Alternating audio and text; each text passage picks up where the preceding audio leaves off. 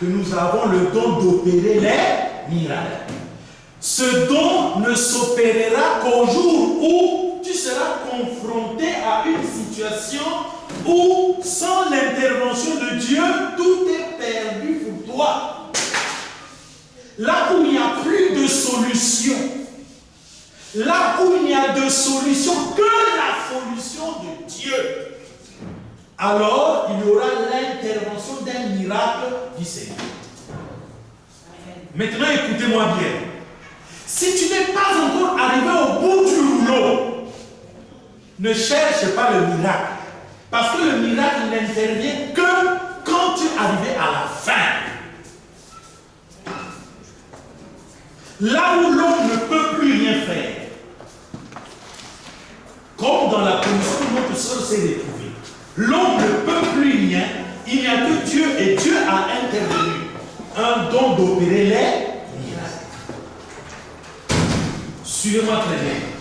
Ce n'est pas parce que tu es en difficulté que cette difficulté fait intervenir un don d'opérer les miracles. Le don d'opérer les miracles agit lorsque tu ne peux plus rien faire. Malheureusement, les membres de nos églises, dès qu'il y a une petite difficulté, ils veulent l'intervention miraculeuse de Dieu. L'église des paresseux. La paresse est le plus grand péché dans le domaine spirituel. Et comme les Africains sont vraiment des paresseux, ils sont en train de créer beaucoup d'églises, pensant que Dieu va intervenir dans leur vie. Chaque maison de nos villes et de nos villages pourront devenir des églises. Tant que nous n'allons pas combattre le blanc va continuer de nous exploiter. Parce que ne pas le combattre est notre paresse. Vous pouvez vous crier, dans tel pays on souffre, on nous tue. C'est pas ça la solution. Bravez ceux qui vous tuent. Arrêtez-les. Oh, ils sont plus forts. Voilà votre incrédulité. Comprenez? David avait 12 ans. Il a bravé un homme adulte qui avait 3 mètres 30. Plus fort au combat que lui. Plus exercé au combat, avec une ancienneté au combat. Mais comme David avait Dieu dans son cœur, il est allé au combat et c'est pendant le combat que Dieu a opéré la délivrance par lui et qu'il a vaincu Goliath.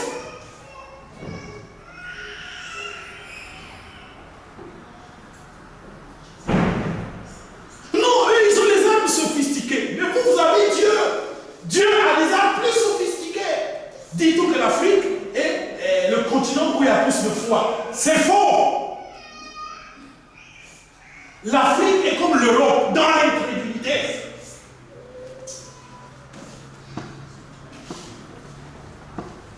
Donc il y a 1 milliard d'églises en Afrique. Ça ne changera pas la chose. Une église peut être église, mais si elle ne marche pas là. Marthe, elle avait la foi? Non. Mais quand tu l'entends, tout ce que toi tu demanderas à Dieu, Dieu te l'accordera. C'est une belle confession. Or, c'est une fausseté. 1. Jésus est Dieu. 2. Il demandait jamais quelque chose à Dieu. 3. Il était là pour que Marthe demande à Dieu. Mais Marthe ne voulait pas demander, paresseuse qu'elle était. Elle voulait que Jésus demande pour elle. Voilà.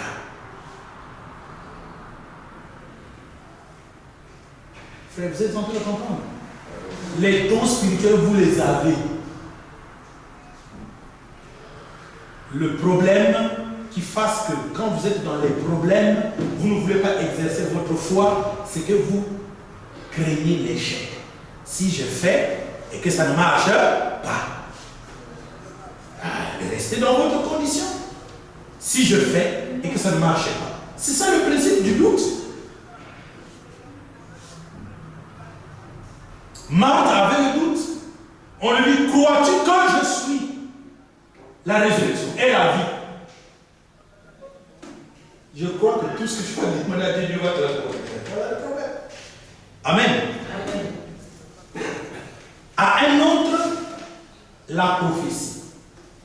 Le don de prophétie. C'est quoi le don de prophétie?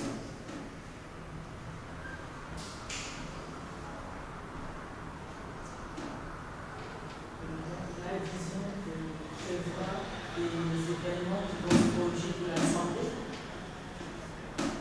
Le don de prophétie.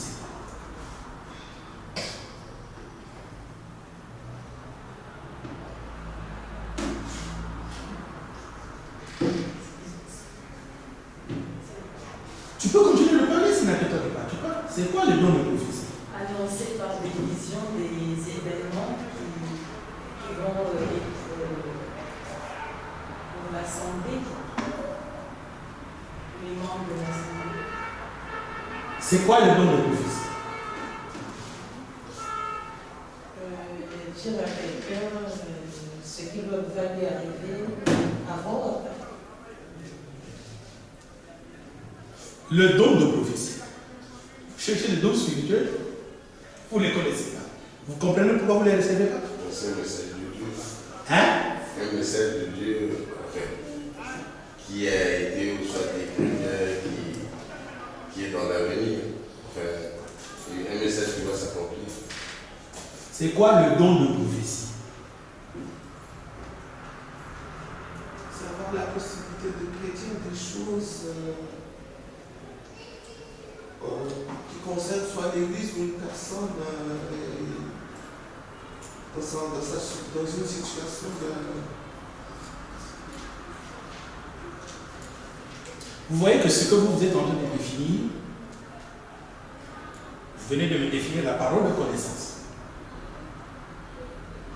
Que je viens de vous expliquer. Vous avez triché avec ça. C'est quoi le don de prophétie? C'est la connaissance de tous les mystères. C'est la connaissance de tout ce qui est inconnu.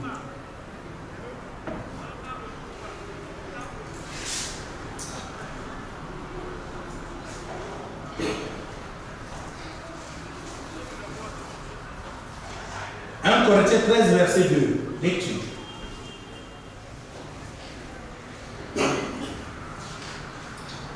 La définition que vous venez de donner là, suivez-moi très bien.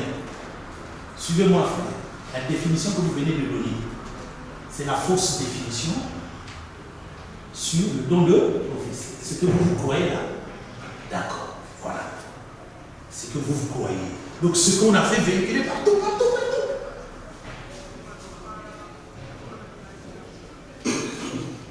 1 Corinthiens 13, verset 2. Ainsi dit la parole. Et quand tu joueras le don de prophétie, la chance de tous les mystères et de toute la connaissance. Amen. Amen. C'est là où ça s'arrête. C'est juste? Est-ce que c'est juste? Bon, expliquez-moi, c'est quoi le don de prophétie?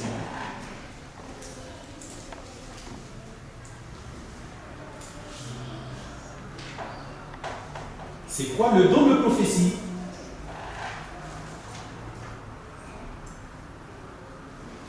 C'est la chose de tous les mystères. Oui. C'est quoi la science de tous les mystères? Les choses inexplicables. C'est les choses inexplicables. Tout ce qui passe dans donc celui qui a le don de prophétie peut dire. Ah oui, mais essaie de mieux me le dire, quoi. C'est-à-dire, le problème, c'est que je me mets à votre place maintenant. Enseigne.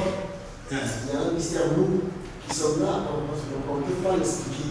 Mais celui qui a ce don-là peut L'expliquer. D'accord.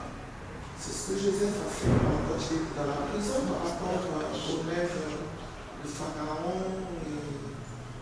Il a pu élucider il a pu lui expliquer ce rêve.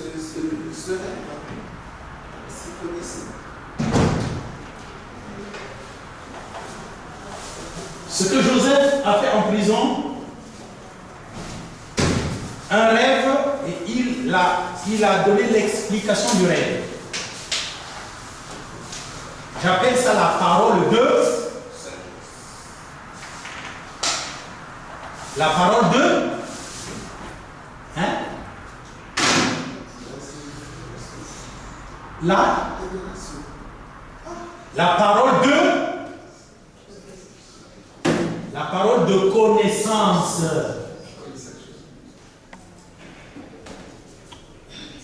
Un rêve, tu donnes l'explication, c'est la parole de connaissance.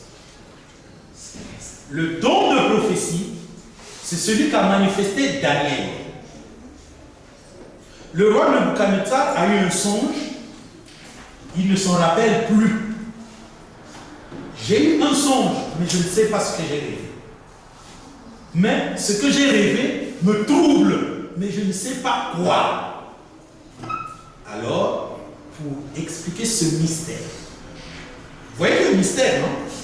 J'ai eu un songe, ça m'a beaucoup fait mal, ça m'a effrayé, mais je ne me le rappelle plus. Donc c'était un mystère. Le mystère existe. Maintenant, celui qui va dire ce que j'ai eu comme songe, c'est celui qui manifeste le don de prophétie ou la révélation. Mais un rêve qu'on dit et qu'on ne comprend pas le sens, quand on en apporte le sens, c'est une parole de connaissance. Je vous ai dit que la parole de connaissance, c'est quelqu'un qui est dans une situation et que quelqu'un d'autre lui dit, écoute, ta situation, elle est semblable à telle situation. Et dans 99,99% des cas, ça finit comme ceci. Parce que les principes de Dieu sont les mêmes, comme cette situation, et cette situation qu'un tel avait vécue, et bien ça aboutira à ceci. Une parole de connaissance. C'est ça. Expliquer un rêve, c'est la parole de connaissance. C'est pourquoi je vous ai dit que c'est proche de la prophétie. Mais la prophétie elle-même est définie comme la science de tous les mystères. Le mot science signifie connaissance. Donc la prophétie, c'est la connaissance des mystères. Le don de prophétie et le don de connaissance des mystères. Comment elle se manifeste? Oui, frère? Le mystère. L'éducation, c'est la connaissance. Le mystère, c'est quelque chose d'inexplicable. Oui, un mystère, c'est une chose inexplicable. Il faudra au préalable qu'elle existe. C'est ça le problème. Il faut qu'elle existe. Ce n'est pas une chose imaginaire. Un mystère, il existe, mais on ne le connaît pas, mais il existe. Tant que quelqu'un n'a pas encore expérimenté c'est quoi le baptême du Saint-Esprit, Dieu est un mystère pour lui.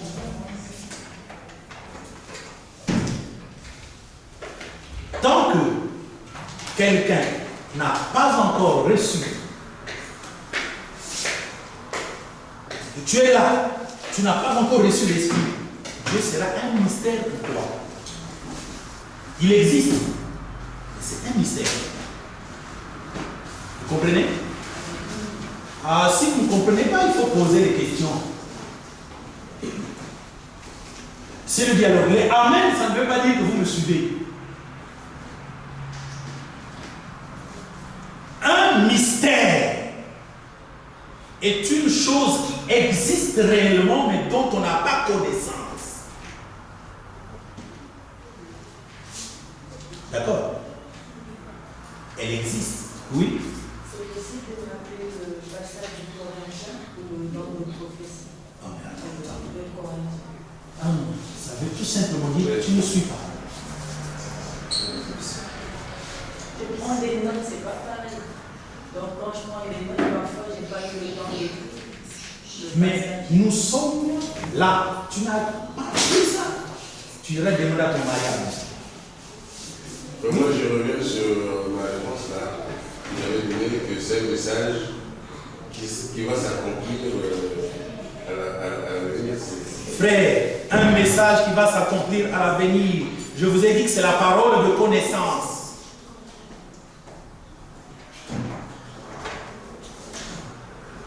C'est pourquoi elle est proche de la prophétie. Je l'ai bien prêché. Restez là. Ça dit que le problème, c'est celui-ci. Quand on vous apporte la parole, faites tout pour déboulonner ce qui n'est pas juste et remplacer ce qui est juste. Je ne vous fais pas la guerre. Je veux tout simplement que ça entre bien. Ne soyez pas comme Marx. Nous vivons sur la même terre.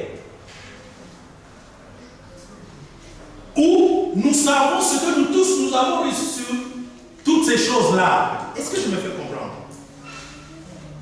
La parole de connaissance est comme la prophétie. La prophétie, c'est la connaissance de tous les mystères.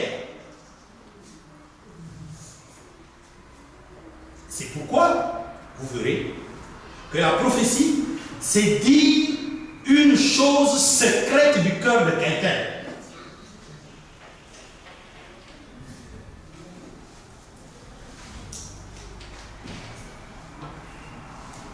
Ne confondez pas l'exercice prophétique.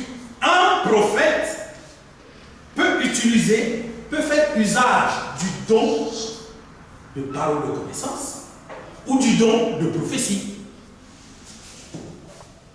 Par exemple, Agabus, il a prophétisé sur le futur. Mais lui, il était prophète. Le prophète a utilisé la parole de connaissance pour prophétiser.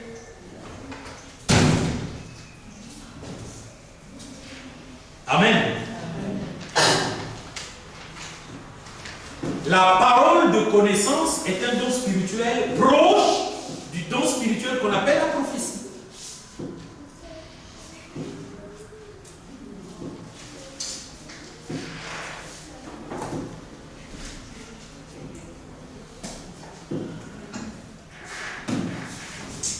Frères, ne soyez pas des enfants sous le rapport du jugement. Le mot jugement dans la Bible signifie discernement. D'accord? Le discernement signifie séparer le bien et le mal. Hein? Discernement, jugement, ça signifie séparer le bien et le mal. Les ténèbres, séparer les ténèbres. Mais ton bout, pas. C'est pas. Parole de connaissance proche de la prophétie. Parole de connaissance prédit la vérité.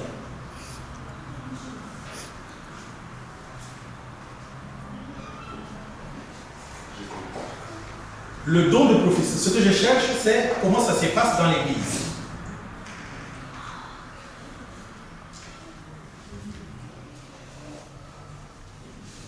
Si donc, dans une assemblée de l'Église entière, tous parlent en langue, et qu'il entre le simple auditeur ou des non-croyants, ne diront-ils pas que vous êtes fous? Frère, vous arrivez dans une église, et le pasteur, et les anciens, tout le monde... La Bible dit que vous êtes fous. C'est ça le verset qu'on vient de lire. Vous dites ça aux gens, mais lui il veut se faire voir. Attends, modérez la cause. Vous tous êtes en train de parler en langue, ça veut dire quoi? Dans l'assemblée, c'est réglementé, il y a des règles.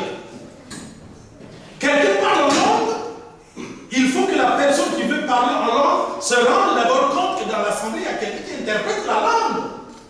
Sinon, ça ne sert pas de parler en langue dans l'église. Parlez en langue chez vous.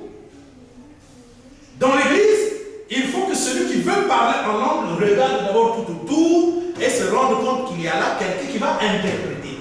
Parce que tout ce qui doit se dire dans l'église doit être explicite. Quelque chose qu'on comprend. L'église, ce n'est pas le lieu où on est entretenir le mystère. Donc le pasteur, le peuple, tout le monde. Ah, l'esprit agit, c'est le diable. L'esprit, il va parler en langue par une seule personne et il va interpréter par une autre personne. D'accord? C'est écrit là, non? Hein? Oui, je crois. le passage. Bon, tout ça, l'ensemble de tout ça, c'est 1 Corinthiens 14. D'accord? C'est 1 Corinthiens 14 qui explique comment on manifeste les dons spirituels dans l'Église. Oui, ma soeur. Je voudrais juste demander quelque chose. La personne qui parle en langue, elle peut aussi en même temps interpréter? Oui, la personne qui parle en langue, si elle interprète, elle peut parler en langue et interpréter en même temps. Si la personne parle en langue et interprète, alors elle n'a pas besoin de chercher s'il y a quelqu'un qui interprète. Elle peut parler en langue, mais il faut qu'elle nous donne l'interprétation. C'est ça qu'on a besoin dans l'Église. Parce que tout dans l'Église doit être fait pour l'édification commune. Puis maintenant, suivez-moi très bien. Tu nous parles en langue, tu nous donnes l'interprétation, nous sommes d'accord. Ça ne veut pas dire que l'interprétation est juste. Ça veut dire que tu nous as donné l'interprétation de ta langue. La prophétie que tu nous as donnée n'est pas encore juste. Il faut qu'elle soit soumise au discernement. Il faut qu'il y ait dans l'Église les gens qui ont le don de discernement, qui doivent dire cette prophétie est juste ou elle n'est pas juste. Et c'est ce que on dit, ceux qui ont le don de discernement qui compte, pas ce que toi tu nous as dit. Et plus souvent, comme dans nos églises, il y a beaucoup plus de gens charnels, alors ça fait la guerre. Vous allez entendre Dieu vous dire, oui, eux, ils ne croient pas à mes prophéties.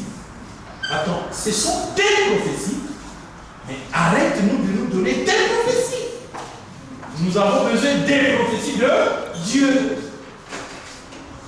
Si dans l'église, les gens combattent le plus souvent tes prophéties, c'est même un signe qu'elles sont vraies.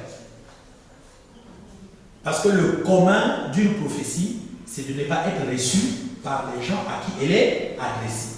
Un vrai don prophétique ne peut jamais être accueilli. Parce qu'une prophétie reproche les gens, dévoile les secrets du cœur des gens, dévoile le mal qu'il y a dans les gens, montre et discerne les esprits qu'il y a dans les gens. Si ta prophétie n'est pas aimée par les gens, c'est déjà, je ne veux pas dire que c'est obligatoirement une vraie, mais c'est déjà une preuve que toi qui apportes ce que les autres n'aiment pas, vous n'êtes pas du même esprit. Le commun d'une vraie prophétie, c'est de ne pas être accueilli.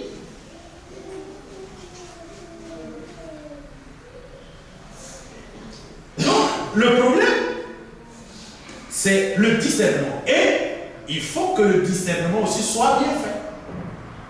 Parce qu'il y a aussi des faux discernateurs. Et donc, frère, tout ça c'est dans 1 Corinthiens 14. Et là, nous sommes dans le verset 23. Mais, si tous prophétisent, et qu'il entre un non-croyant ou un simple auditeur, il est convaincu par tous, il est jugé par tous, les secrets de son cœur sont dévoilés de telle sorte que, tombant sur sa face, il adorera Dieu et publiera que Dieu est réellement au milieu de vous. Mais maintenant, les gens ne vont pas tous prophétiser au même moment. Et on va dire qu'il y ait 2 ou 3 qui prophétisent.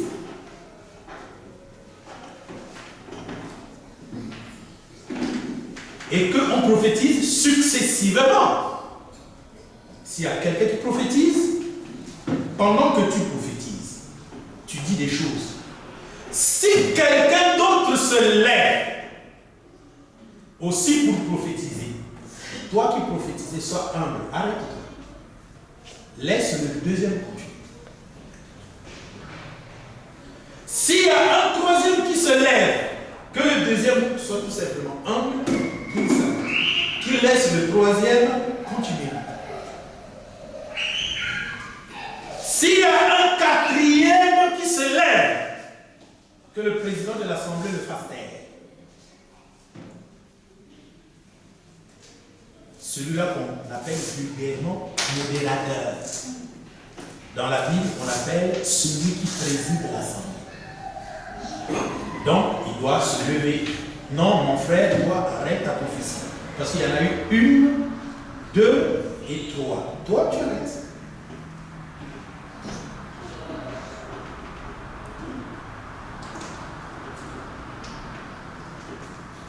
S'il est humble, il va s'arrêter. Il va reconnaître qu'il a été emporté. Emporté par qui? Justement par Satan. Satan voulait trouver l'occasion de s'aimer les hommes. Il s'arrête. Et si ce qu'il voulait dire vient de Dieu, l'un des 3 premiers va continuer. Parce que c'est Dieu qui parle.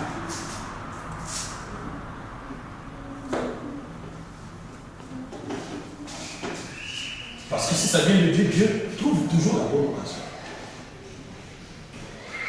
Mais, si vous voyez le premier, le deuxième, parce que j'ai déjà vu, le premier il prophétise sur un sujet, le deuxième prophétise sur un sujet, le troisième il dit non!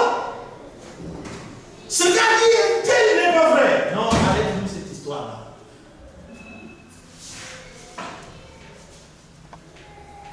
C'est pas à toi d'utiliser la prophétie pour discerner une prophétie. C'est ceux qui ont le don de discerner la prophétie qui vont discerner, qui vont donner un avis. Bon. Vous comprenez un peu sur le don de prophétie? D'accord. Continuons. Bon. Et en plus du don de prophétie, il y a quel don? Nous sommes dans 1 Corinthiens chapitre 12, on a dit 4 à 11. Après le don de prophétie, c'est quel don? Le don de discerner les esprits. Et vous savez, à propos du discernement des esprits, c'est là où ça devient intéressant. C'est justement là où on reconnaît que les gens ont Dieu ou qu'ils n'ont pas Dieu. En fait, discerner les esprits ne veut pas dire qu'on va discerner le message donné par la prophétie. On va reconnaître si oui ou non l'Esprit de Christ vient de parler ou pas. C'est ça le discernement des esprits. Le discernement des esprits ne discerne pas le message ou son fond. Il discerne si la personne parle par Christ ou si elle parle par Satan. D'accord? C'est ça le don de discernement des esprits. Il est question de juger les esprits qui parlent. Il n'est pas question de juger le message des esprits. Après le don de discernement des esprits, il y a quoi? Le don de parler en langue. Après le don de parler en langue, il y a quoi? Le don d'interprétation de la langue. D'accord? Ok. Le verset 11. Un seul et même esprit opère toutes ces choses, les distribuant à chacun en particulier comme il veut. D'accord? D'accord?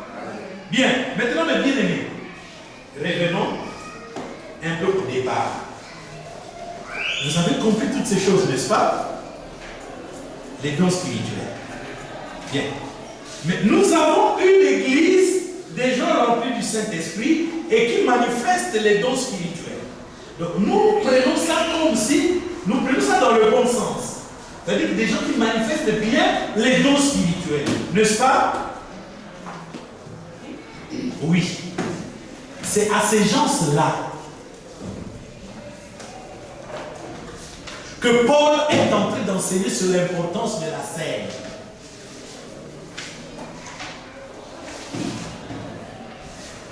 Frères, vous voyez l'importance de l'enseignement apostolique.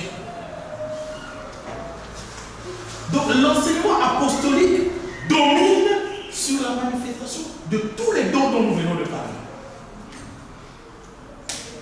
Et la Bible dit, l'esprit des prophètes se soumettent aux prophètes. Si vous manifestez même tous les dons là, ça ne veut pas dire que vous êtes plus qu'un ministre de Dieu. Et c'est le ministre de Dieu qui a l'enseignement.